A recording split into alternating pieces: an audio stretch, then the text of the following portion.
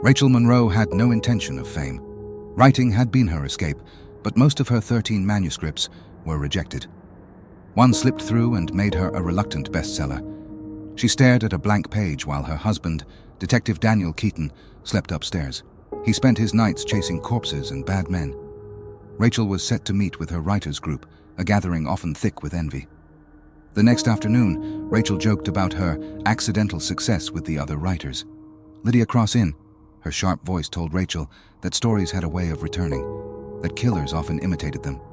Rachel laughed, but unease twisted in her stomach. Later that night, across Baltimore, a woman begged for her life in a narrow Highland town street. The killer asked her to choose between life and death, then revealed the emptiness that came after the kill. The following day, Rachel spoke to her father, Richard Monroe, while watching a day-old clip on YouTube. The footage, recorded the night before, showed a newscaster reporting a murder that mirrored one of her forgotten drafts. The victim had a cross carved into her forehead. Rachel froze as she hung up and called Daniel in a panic. As she struggled to explain, he reassured her that her published book contained nothing like this. That evening, at Fells Point, Rachel confessed. She had written over 13 drafts years ago, all rejected, nearly all of them shared with her current and past writers' circle, and even with her ex-boyfriend, Tommy Grant. In one of the drafts, the first victim had been marked with a carved cross.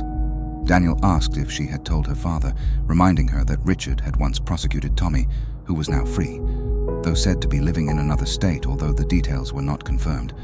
Rachel admitted she had not told her father those details. That night, Rachel was torn between searching Tommy's name and replaying Lydia's warning. But one thing for sure, the drafts she thought were forgotten were bleeding into life, only the beginning of bloodshed.